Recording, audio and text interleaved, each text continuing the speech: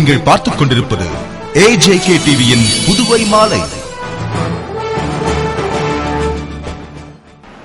வணக்கம். புதுவையில் சட்டம் ஒழுங்கு சீர்குலைவிற்கு முதல்வர் ரங்கசாமி பொறுப்பேற்க வேண்டும் என்று மத்திய இணையமைச்சர் நாராயணசாமி கூறினார். புதுவையில் மத்திய இணையமைச்சர் நாராயணசாமி செய்தியாளர்கள் சந்திப்பின் போது கூறுகையில், புதுவை மாநில சட்டம் ஒழுங்கு குறித்து டெல்லியில் மத்திய உள்துறை செயலர் தலைமையில் நடந்த கூட்டத்தில் புதுவை தலைமை செயலர், காவல்துறை ஐஜி மற்றும் தன்னார்வலர் டாக்டர் வித்யா ராம்குமார் ஆகிய 3 பேர் கொண்ட குழுவினர் பங்கேற்றனர்.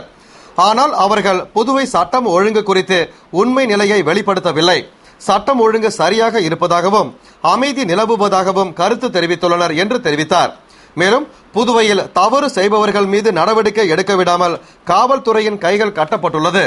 போலீசாரை சுதந்திரமாக செயல்பட விடாமல் முதல்வர் முடக்குவதாகவும், தொழிலதிபர்களை சிறையில் உள்ளவர்களே மிரட்டி பணம் பறிக்கின்றனர். இதுகுறித்து முதல்வரிடம் தெரிவித்தால் அவர்களுக்கு தேவையான பணத்தை கொடுத்து விடுமாறு கூறி முதல்வர் ரவுடிகளுக்கு துணை போகிறார் என்று குற்றம் சாட்டிய அவர், தொடர்ந்து சட்டம் ஒழுங்கு சரியில்லை என்று ஐஜியிடம் ஆளுநர் கூறியுள்ள நிலையிலும் 134 ரவுடிகள் மீது குண்டர் சட்டத்தில் நடவடிக்கை எடுக்க காவல்துறையினர் அனுப்பிய கோப்பு முதல்வர் அலுவலகத்தில் தூங்குகிறது. மேலும் அமைதியான மாநிலமாக இருந்த புதுவை இப்போது கொலைகார மாநிலமாக மாறியுள்ளதற்கு முதல்வர் ரங்கசாமி தார்மீக பொறுப்பு ஏற்று தனது பதவியை ராஜினாமா செய்ய வேண்டும் என்று வலியுறுத்தினார். மேலும் புதுவையில் சட்டம் ஒழுங்கு கெட்டுவிட்டதாக கடை உரிமையாளர்கள் கடையடைப்பு போராட்டம் நடத்துகின்றனர். மேலும் சட்டம் ஒழுங்கு கெட்டுவிட்டதாக மக்களே அங்கீகாரம் கொடுத்து விட்டதால் முதல்வர் ரங்கசாமி பதவியை ராஜினாமா செய்ய வேண்டும் என்று வலியுறுத்தினார். மேலும் புதுவை சட்டம் ஒழுங்கு குறித்து மத்திய உள்துறை அமைச்சரை சந்தித்து கூறியுள்ளதாகவும், அதன்படி புதுவை அரசிடம் அறிக்கை கேட்கப்பட்டுள்ளது. அந்த அறிக்கை வந்தவுடன் மத்திய அரசு புதுவை சட்டம் ஒழுங்கு பிரச்சனையில் தலையிடும். மேலும் யூனியன் பிரதேசமான புதுவை உள்துறை அமைச்சகத்தின் நேரடி நிர்வாகத்தில் உள்ளதால் உள்துறை அமைச்சருக்கு முதல்வர் ரங்கசாமி பதில் சொல்லியாக வேண்டும் என்று கூறினார். மேலும் உணவு சட்டம் ஐக்கிய முற்போக்கு கூட்டணி அரசின் சாதனை என்றும், உலகிலேயே இந்தியாவில்தான் முதன்முறையாக உணவு பாதுகாப்பு சட்டம் நடைமுறைப்படுத்தப்பட்டுள்ளது என்று கூறினார். பேட்டியின் போது மாநில காங்கிரஸ் தலைவர் ஏவி சுப்பிரமணியன் உடனிருந்தார். புதுவை ஜிப்மர் மாணவர் சங்கம் சார்பில் ஸ்பந்தன் என்கிற இலக்கியம் மற்றும் விளையாட்டு விழாவினை முன்னிட்டு நடந்த போக்குவரத்து விபத்து விழிப்புணர்வு மாரத்தான் ஓட்டத்தில் ஆயிரக்கணக்கான மாணவர்கள் பங்கேற்றனர். புதுவை ஜிப்மர் மாணவர்கள் சங்கம் சார்பில் ஒவ்வொரு ஆண்டும் இந்தியாவில் உள்ள மருத்துவம், பொறியியல், சட்டம், வேளாண்மை மற்றும் கலைத்துறைகளை சார்ந்த மாணவர்கள் ஒன்று கூடி வருடாந்திர கலாச்சார இலக்கிய விளையாட்டு விழாவான ஸ்பந்தன் என்ற விழாவினை சிறப்பாக கொண்டாடி வருகின்றனர். அதன்படி இந்த ஆண்டு ஸ்பந்தன் 2013 விழா துவக்கமாக என்டியூரன்ஸ் எனப்படும் சாலை போக்குவரத்து விபத்து விழிப்புணர்வு மாரத்தான் ஓட்டப்பந்தய போட்டி பல்வேறு பிரிவுகளில் நடைபெற்றது. புதுவை மற்றும் பிற இடங்களில் இருந்து ஆயிரக்கணக்கான மாணவர்கள் பங்கேற்ற போட்டியினை ஜிப்மர் இயக்குனர் டாக்டர் ரவிக்குமார் கொடியசைத்து துவக்கி வைத்தார். இதனைத் தொடர்ந்து இயக்குனர் டாக்டர் ரவிக்குமார் தலைமையில் நடந்த பரிசளிப்பு விழாவில் காவல்துறை முதுநிலை கண்காணிப்பாளர் பைரோன்சிங் குர்சார், திரைப்பட நடிகர் விமல், தேசிய மாணவர் படை கர்னர் ஜோஷி ஆகியோர் சிறப்பு விருந்தினர்களாக கலந்து கொண்டு பரிசுகளை வழங்கி பாராட்டினர். விழாவிற்கான ஏற்பாடுகளை ஜிப்மர் மாணவர் சங்கத்தினர் செய்திருந்தனர். புதுவை முகமது ரஃபீக் அறக்கட்டளை மற்றும் காவல்துறை போக்குவரத்து பிரிவில் சார்பில் நடந்த போக்குவரத்து விழிப்புணர்வு முகாமில் முன்னாள் நகரமன்ற துணைத் தலைவர் ஜான்குமார் பங்கேற்று முகாமினை துவக்கி வைத்து சிறப்புரையாற்றினார். புதுவை நெல்லித்தோப்பு சவரிப்படையாட்சி வீதியில் முகமது ரஃபீக் அறக்கட்டளை மற்றும் காவல்துறை போக்குவரத்து பிரிவு சார்பில் போக்குவரத்து விழிப்புணர்வு முகாம் புதுவை மக்கள் விழிப்புணர்வு சங்க தலைவரும் முன்னாள் சட்டமன்ற உறுப்பினருமான இளங்கோ தலைமையில் நடந்தது. தமிழ்நாடு திறந்த நிலை பல்கலைக்கழக ஒருங்கிணைப்பாளர் ராஜா முகமது வரவேற்று பேசிய முகாமில் முன்னாள் நகரமன்ற துணைத் தலைவர் ஜான்குமார் சிறப்பு அழைப்பாளராக பங்கேற்று முகாமினை துவக்கி வைத்து மாணவர்களுக்கு அடையாள அட்டையை வழங்கி பேசுகையில், போக்குவரத்து விதிகள் பற்றி விழிப்புணர்வு ஏற்படும் வகையில் ஊடகங்கள் மூலம் நிறைய விளம்பரங்கள் செய்து வரும் நிலையிலும் போக்குவரத்து விபத்துகளை கட்டுப்படுத்த இயலாத நிலை உள்ளது என்று கூறியதுடன் தொடர்ந்து போக்குவரத்து விழிப்புணர்வு ஏற்படும் வகையில் சிறப்புரையாற்றினார். தொடர்ந்து போக்குவரத்து ஆய்வாளர் முருகையன் கலந்து கொண்டு போக்குவரத்து விதிகள் குறித்து விளக்கி பேசிட, நிறைவில் பசுமை இயக்க அன்பரசி நன்றி கூறினார். புதுவையில் தேசிய ஊட்டச்சத்து வார விழாவினை முன்னிட்டு நடந்த ஊட்டச்சத்து விழிப்புணர்வு பேரணியை சட்டமன்ற உறுப்பினர் லட்சுமி நாராயணன் துவக்கி வைத்தார். புதுவை உணவு மற்றும் ஊட்டச்சத்து வாரிய கிளை, அரசின் பெண்கள் மற்றும் குழந்தைகள் வளர்ச்சித்துறை மற்றும் தாய்ப்பால் ஊக்குவிப்பு கூட்டமைப்பு சார்பில் தேசிய ஊட்டச்சத்து வார விழா ஆரோக்கியமான வாழ்விற்கு உணவு பாதுகாப்பு அவசியம் என்ற தலைப்பில் ஒரு வாரத்திற்கு நடைபெற உள்ளது. அதன் துவக்க நிகழ்ச்சியாக ஊட்டச்சத்து விழிப்புணர்வு பேரணி SV பட்டேல் சாலையில் உள்ள ஜமீன்தார் தோட்டத்தில் நடந்தது. விழாவில் சட்டமன்ற உறுப்பினர் லட்சுமி நாராயணன் சிறப்பு விருந்தினராக கலந்து கொண்டு குத்து விளக்கேற்றி விழாவினை துவக்கி வைத்து கொடியசைத்து பேரணியை துவக்கி வைத்தார். தொடர்ந்து பெண்கள் மற்றும் குழந்தைகள் மேம்பாட்டுத்துறை இயக்குனர் மீனா குமாரி, பாரதிதாசன் அரசு பெண்கள் கல்லூரி முதல்வர் வரலட்சுமி ஆகியோர் சிறப்புரையாற்றின. சென்னை ஊட்டச்சத்து வாரிய அதிகாரி ஜெயபால் நோக்க உரையாற்றினார். முன்னதாக ஒருங்கிணைப்பாளர் திருநாவுக்கரசு வரவேற்று பேசிட, நிறைவில் நீலகண்டன் நன்றி கூறினார். திரளான மாணவ மாணவிகள் பங்கேற்ற பேரணி கடற்கரை சாலை வழியாக சென்று பொதுமக்களிடையே ஊட்டச்சத்து குறித்து விழிப்புணர்வை ஏற்படுத்தியது. புதுவை ஆளுநர் வீரேந்திர கட்டாரியாவை மத்திய இணையமைச்சர் நாராயணசாமி சந்தித்து சட்டம் ஒழுங்கு குறித்து பேசினார். மத்திய இணையமைச்சர் நாராயணசாமி நேற்று 31ஆம் தேதி இரவு 8 மணிக்கு ஆளுநர் வீரேந்திர கட்டாரியாவை ராஜ்நிவாசில் சந்தித்து பேசினார்.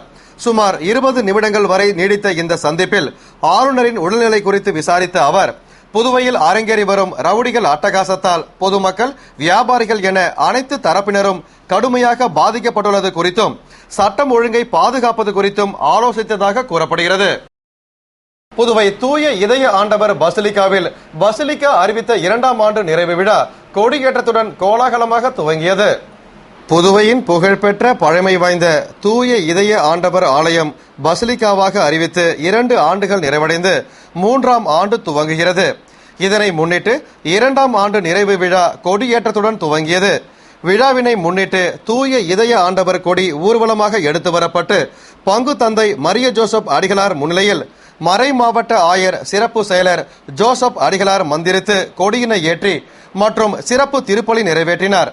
விழாவில் திரளான கிறிஸ்தவ மக்கள் பங்கேற்று மெழுகுவர்த்தி ஏற்றி பிரார்த்தனை செய்து வழிபட்டனர். இதனைத் தொடர்ந்து மறை மாவட்ட பேராயர் அந்தோணி ஆனந்தராயர் தலைமையில் சிறப்பு திருப்பலி நிறைவேற்றப்பட்டு பங்கு பிள்ளைகளுக்கு பூசுதல் நிகழ்ச்சி நடைபெற்றது. விழாவில் அமலோற்பவம் மேல்நிலைப்பள்ளி தாளாளர் லூர்துசாமி பேராயருக்கு பொன்னாடை அணிவித்து கௌரவித்து சிறப்பித்தார். விழாவிற்கான ஏற்பாடுகளை பங்கு தந்தை தலைமையில் பங்கு பேரவையினர் மற்றும் பங்கு மக்கள் செய்திருந்தனர். புதுவை கோரிமேட்டில் காளி மனை வழியாக சென்ற 7.5 அடி நீள சாரை பாம்பினை வனத்துறையினர் பிடித்து வனத்துறை வளாகத்திற்கு கொண்டு சென்றனர். புதுவை கோரிமேடு ஆதி கேசவனார் நகரில் காலியாக மனை இருந்த இடத்தில் அந்த பகுதியை சேர்ந்த குழந்தைகள் விளையாடி கொண்டிருந்த போது 2 சாரை பாம்புகள் அந்த வழியாக சென்றன. இதனை கண்ட விளையாடி கொண்டிருந்த குழந்தைகள் அனைவரும் அலறி அடித்துக் கொண்டு ஓடினர். இதுகுறித்து குழந்தைகளின் பெற்றோர்கள் வனத்துறைக்கு தகவல் கொடுத்ததும் வனத்துறை ஊழியர்கள் வாழுமுனி சக்திவேல் ஆகியோர் விரைந்து வந்து பாம்புகளை லாவகமாக பிடித்து கோணிப்பையில் அடைத்து வனத்துறை வளாகத்திற்கு கொண்டு சென்றனர். மேலும் அந்த பாம்பு ஒவ்வொன்றும் 7.5 அடி நீளம் இருந்ததாக தெரிவித்தனர். இதனால் அந்த பகுதியில் சிறிது நேரம் பரபரப்பு ஏற்பட்டது. புதுவை கொய்யவர்பாளையம் வணிக வைசிய ஸ்ரீ ஹரிஹர பஜனை மடத்தில் கிருஷ்ண ஜெயந்தி விழாவினை முன்னிட்டு நடந்த உரியடி உற்சவத்தில் பக்தர்கள் மற்றும் இளைஞர்கள் ஆர்வமுடன் பங்கேற்று உரியடித்தனர். புதுவை கொய்யவர்பாளையத்தில் உள்ள வணிக வைசிய ஸ்ரீ ஹரிஹர பஜனை மடத்தில் ஸ்ரீ கிருஷ்ண ஜெயந்தி விழா கடந்த 28ஆம் தேதி கொடியேற்றத்துடன் துவங்கி தினமும் சிறப்பு வழிபாடுகள் நடந்து வந்த நிலையில் உரியடி திருவிழா கோலாகலமாக நடந்தது. இதனை முன்னிட்டு ஸ்ரீ கிருஷ்ணருக்கு சிறப்பு திருமஞ்சன அபிஷேக ஆராதனையுடன் சிறப்பு அலங்காரத்தில் உரியடி உற்சவம் நடந்தது. இதில் கலந்து கொண்டு உரியடித்த பக்தர்கள் மீது இளைஞர்கள் தண்ணீரை பீச்சி அடித்தனர். விழாவில் பக்த கோடிகள் திரளாக கலந்து கொண்டு ஆர்வமுடன் உரியடித்தனர். தொடர்ந்து சுவாமி திருவீதி உலா நடந்தது. விழாவிற்கான ஏற்பாடுகளை பஜனை மட நிர்வாகிகள் செய்திருந்தனர். புதுவை மணவெளியில் ஸ்ரீ வைஷ்ணவ திவ்ய தேச கைங்கரிய சபை சார்பில் ஸ்ரீ கிருஷ்ண ஜெயந்தி விழா உரியடி உற்சவத்துடன் சிறப்பாக கொண்டாடப்பட்டது. புதுவை ஸ்ரீ வைஷ்ணவ திவ்ய தேச கைங்கரிய சபை சார்பில் ஸ்ரீ கிருஷ்ண ஜெயந்தி விழா மணவெளியில் மிக சிறப்பாக கொண்டாடப்பட்டது. விழாவின் ஒரு பகுதியாக உரியடி உற்சவம் நடந்தது. இதனை முன்னிட்டு ஸ்ரீ கிருஷ்ண பகவானுக்கு சிறப்பு பூஜைகளும் தொடர்ந்து உரியடியும் நடந்தது. இதில் ஊர் இளைஞர்கள் பக்தர்கள் திரளாக கலந்து கொண்டு உயரத்தில் கட்டப்பட்டிருந்த உரியினை அடித்தனர். மேலும் கிருஷ்ண வேடம் அணிந்து விழாவில் பங்கேற்றவர்களுக்கு பரிசுகள் வழங்கப்பட்டன. விழாவிற்கான ஏற்பாடுகளை ஸ்ரீ வைஷ்ணவ கைங்கரிய சபை நிர்வாகிகள் செய்திருந்தனர். புதுவை அரசு பொது மருத்துவமனையில் செவிலியர் துறையில் நவீன தொழில்நுட்பங்களை பயன்படுத்தி சிறப்பான மருத்துவ சேவைகள் அளிக்கும் முறைகள் குறித்த கருத்தரங்கு நடைபெற்றது. புதுவை இந்திரா காந்தி அரசு பொது மருத்துவமனையில் 71வது செவிலியர்களுக்கான தொடர் மருத்துவ கல்வி கருத்தரங்கு பயிற்சி இயக்குனர் டாக்டர் ரங்கநாத் தலைமையில் நடைபெற்றது. செவிலியர் துறையில் நவீன தொழில்நுட்பங்களை பயன்படுத்தி சிறப்பான சேவை அளிக்கும் முறைகள் குறித்த கருத்தரங்கில் சிறப்பு அழைப்பாளராக டாக்டர் முத்தமிழ் செல்வி பங்கேற்று தற்பொழுது வளர்ந்து வரும் விஞ்ஞான உலகில் செவிலியர் துறையில் நவீன தொழில்நுட்பங்கள் மற்றும் நவீன முறைகளை பயன்படுத்தி நோயாளிகளுக்கு கால தாமதமின்றி மருத்துவமும் அதிக செலவினமின்றி மிக சிறப்பான மருத்துவ சேவைகள் அளிக்கும் முறைகள் குறித்து விரிவாக எடுத்துரைத்தார். மேலும் அறிவியல் சார்ந்த செவிலியர் துறையில் மற்ற துறைகளுடன் சேர்ந்து மிக துரிதமான சிறப்பான சேவைகளை அளிக்கும் வழிமுறைகளையும் எடுத்துரைத்தார். முன்னதாக முதல்நிலை செவிலியர் கண்காணிப்பாளர் தமயந்தி வரவேற்று பேசிய நிகழ்ச்சியின் நிறைவில் செவிலியர் கீதா லட்சுமி நன்றி கூறினார். முகாமில் அரசு பொது மருத்துவமனை செவிலிய கண்காணிப்பாளர்கள், தலைமை செவிலியர்கள் மற்றும் செவிலிய மாணவ மாணவிகள் கலந்து கொண்டனர். இத்துடன் செய்திகள் நிறைவடைந்தன. வணக்கம்.